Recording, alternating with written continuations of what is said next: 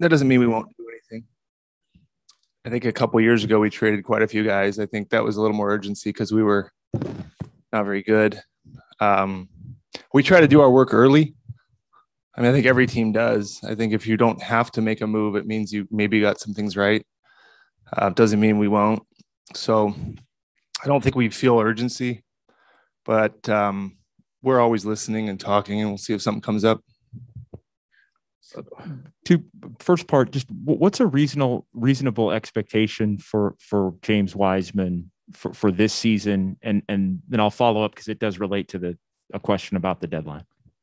Well, everybody's probably got a different what that definition means. Reasonable expectation. I think for us, it's just getting back to practicing first and playing, and then it becomes more about who's healthy, who's not healthy, how much time we have to try to integrate him. It's a big difference if he comes back with 25 games to go versus 10. How does he look when he comes back? Is the role different? This season has been good so far as record-wise, but there's been a lot of changes. I mean, we still haven't even seen our healthy team for 1 minute. With Draymond and Clay and Steph together, we haven't seen that at all for 1 second. So we have to see what that looks like. We'd like to see what James looks like. I don't think we can hypothesize about what it should look like or shouldn't. I don't know. We just want him healthy, practicing, and then we'll get a better sense of what we can expect from him. Have there been any just internal and planning thoughts of, hey, if something happens to Kevon or maybe James can't come back at the rate that you hope he can, that you're almost one step away from needing to make some kind of a move? Do you feel that way, or do you feel like you have enough to get through if that scenario were to happen? Well, right now we have 1-5. I think you cover our team. I mean, one really Looney, but we played Belly there. He's played Juan a little bit. Ideally, we'd like to have all three if you're counting Draymond as a 5 with Looney and Wiseman.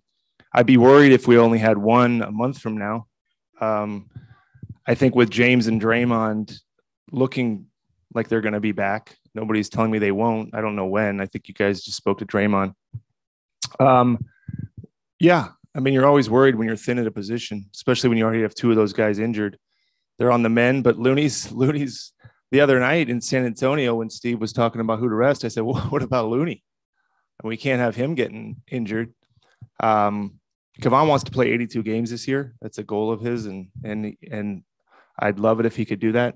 But as far as the unknowns, yeah, certainly we have to look at that stuff every day. If that answer is clearer a week from now at the deadline, or we find out something new, we would react to that. But as it sits here tonight, we're being told that both those guys, Draymond and James, will be available and back to help us with some games to go. I mean, I don't know if it'll be 20 or 25 or 15 or whatever it'll be. And we think those two can help us more than anything else we're looking at on the market. So where is James right now? In his progression, and why has it slowed a bit in the last month or so? I think the thing that's tricky is he's kind of walked up to the doorstep of contact, and each time the knees reacted a little bit and told his body and our staff, you're not quite ready yet. And with the meniscal repair, you are at the mercy of how your body's going to react to it. And nobody in the right mind would kind of push through something like that in a young kid right now. We certainly wouldn't do that to him or his early career. So it's all, you heard Rick or Steve or myself talk about progressions. So in order to get to contact, you have to get through a week or two of high intensity individual work, just like anybody would, just like Draymond will have to, just like Clay had to with his Achilles. But everybody's got a different timeline. I can't say why somebody comes back quicker or not. I think that's just his body, but that's the reason why you're seeing us get up to that precipice and then not get past it. We're confident that he will this time, but we're confident the other times. It's just hard to get a read on it. Bob, you said many times before, you just want to see your team. You want to see how it look. Obviously, you haven't had everybody together, but you have seen a lot of players, especially some of the players you hadn't seen yet. Have you seen enough to be able to make some decisions or conclusions about the players you have? Yeah, let's assume I knew Draymond was back in a week or Wiseman. Yeah, I think so, because we know what Draymond can do. James not as much with this team, but we know what Draymond can do with Steph and Clay and what he did this year without Clay. So in that capacity, yeah. As far as how do we stack up or how good can we be or what's our ceiling, I don't think anybody can say that because we haven't seen those guys play together. Just like you, we have an idea of what it can be. If the question is, have we seen enough to stand pat? Yes and no. I mean, if something came along that was so good that we thought is better than the current version of us, we would do it. But as far as feeling a pressure and a mindset of this isn't good enough, we don't feel that way. I don't think we look at the roster as deficient. Doesn't mean we think the roster is perfect. We don't think that. But at the same time, we don't feel like there's something lacking. And again, I caveat that with no roster is perfect, but we don't look at it and say, we really need to get X or we better find this before the playoffs. Now, if health factors in, that changes things. And that could be an answer in the buyout equation. We don't have a clear picture right now of what the roster will look like only because of injury. If healthy, we really like it, even though we haven't seen it. So I guess that would be my answer to that.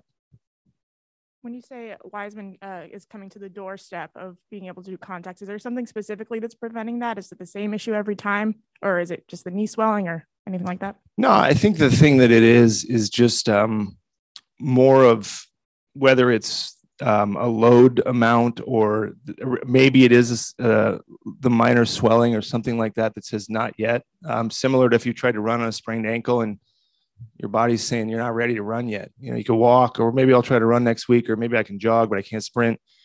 Just basic stuff. I'm sure it's a lot more complicated than that. But when I ask the question, my answer that I get is he's progressing. It's going well. I ask what you ask. I ask what everybody asks, when. And the answer I get is, we'll know more. Ask me in 5 days. If he keeps progressing, then this will be the next step. And the next step really is kind of whether it's 1-on-1, 2-on-2, scrimmaging. Can't rush it. And I wish I could I wish we could have answered this, a couple of weeks ago or a month ago, but it kind of is what it is. Have you given, how much thought has been given to just because of this situation to just not playing him this year and letting him get all the time he needs to get healthy? Yeah. I mean, if it was a risk to play him, we wouldn't play him. But if the alternative to that is 2 weeks from now, they clear him. Well, we're not going to just sit him if he's cleared and ready to play and can get those last 2 months of the season and find time. I mean, you've seen how Steve's done it this year, and whether it was the last game in San Antonio, maybe there's a game where we're in a back-to-back and, we've got a lot of vets.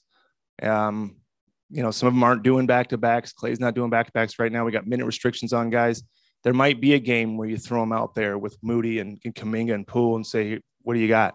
I don't think Steve's reluctant to do that. So if we can find 3 or 4 of those games, that's valuable for him. Now, not at the risk of injury, but if we can find those minutes, because he just needs those kind of things, that kind of experience.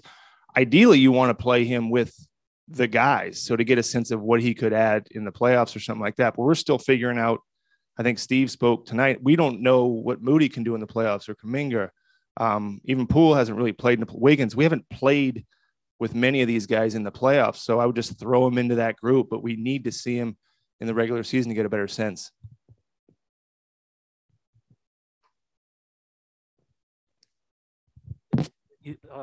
Back on Looney, you said, he wants to play all 82, and you said you'd love for him to do that. But why would you love for him to do that? Wouldn't it be better if he did rest, if he's the only guy for now at the 5?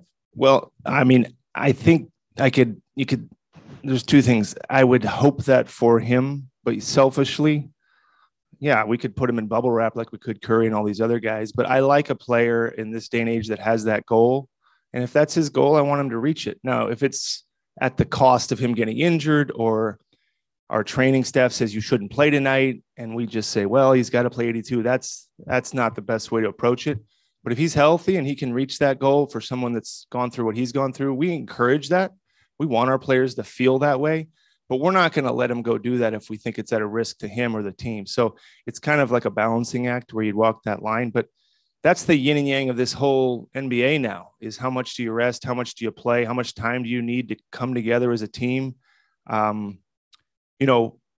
talked about it briefly, but I do think it's important that Draymond plays with Steph and Clay again, and not just right at the beginning of the playoffs, even though they've played together a long time. That was with different counterparts. Those were the different players. So I think it's really important to develop some of that continuity.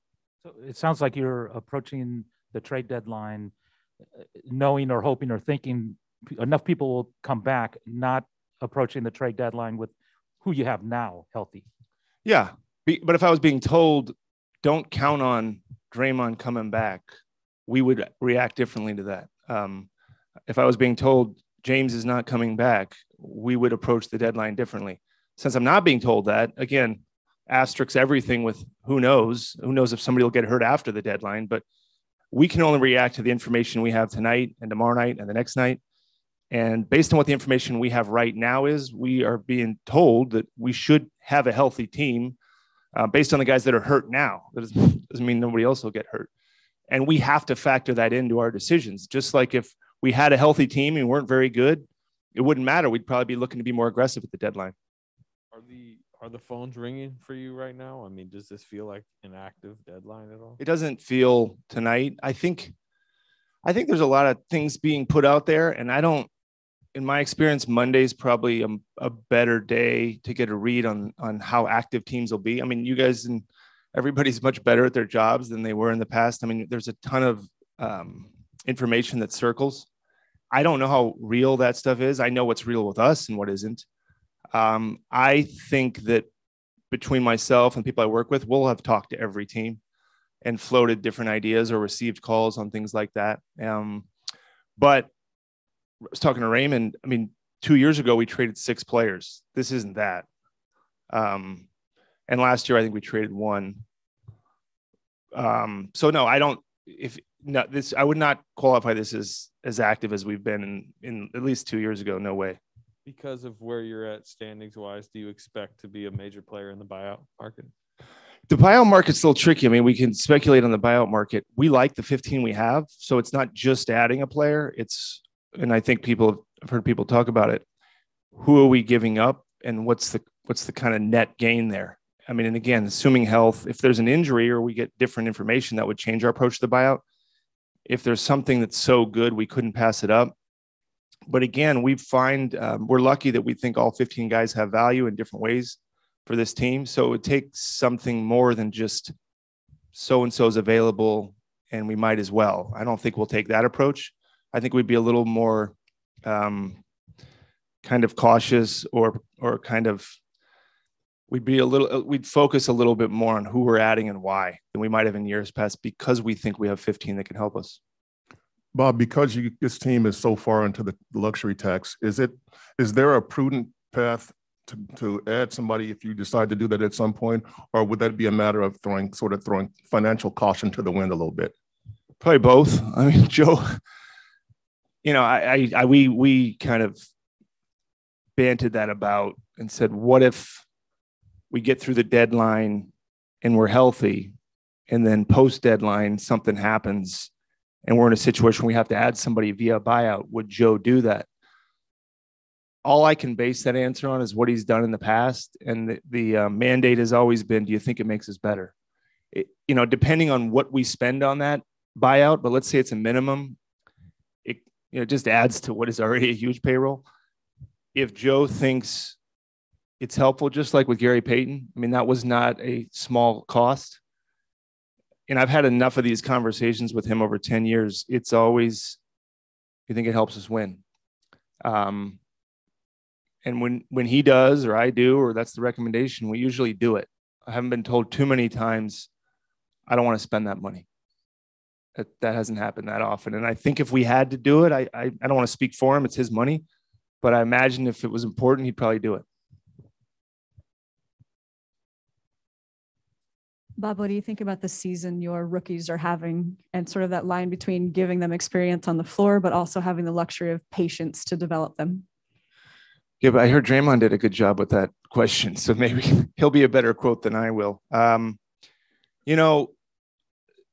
think what you see, smarter people than me, and we have 2 players in our organization, Sean Livingston, players that now work with me, and Sean Livingston and Mike Dunleavy, who are high picks. And I hearken to what they would say, which is every rookie has to run his own race. So these guys are running their own race. I think for Jonathan, seeing some of his contemporaries get a lot more latitude, it's probably hard, which is okay. He has the luxury, as does Moses, of playing for a team that's doing better in the standings. I think for both of them, they're getting to grow up in a good place, and we're giving them the best chance. Eventually, they're going to have to play at some point more, and they are playing, and Steve's doing a good job of balancing that. But that may happen just like it did with Jordan. It may, one good night, one bad night, two bad nights, one good night.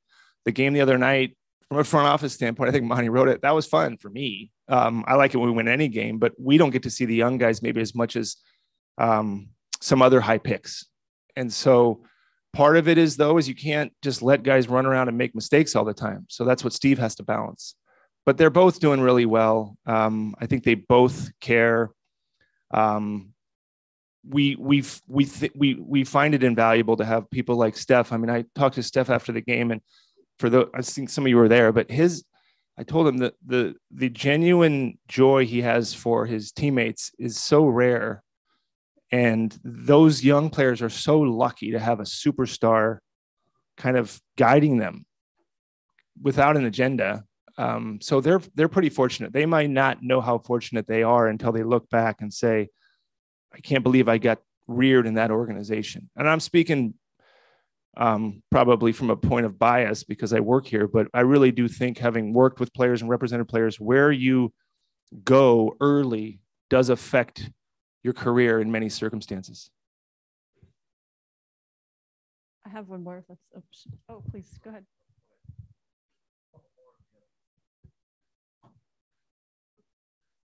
Bob, out of curiosity, out of all of the legendary moves that you've made, where does Gary Payton rank?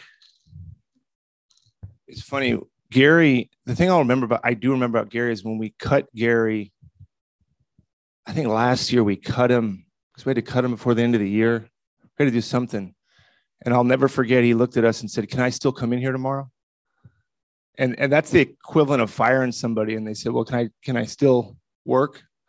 And I'll never forget that. So I've got to sit next to his dad at a few games. You can't help but love a journey like that. Been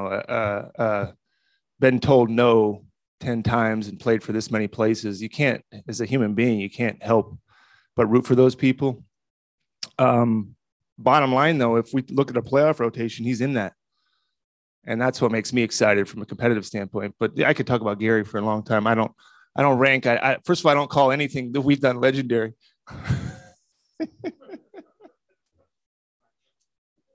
Is everybody gone? I was just wondering what you've observed from Klay Thompson in his first games back and how you see his approach coming back from something so difficult. Well, happy he's back.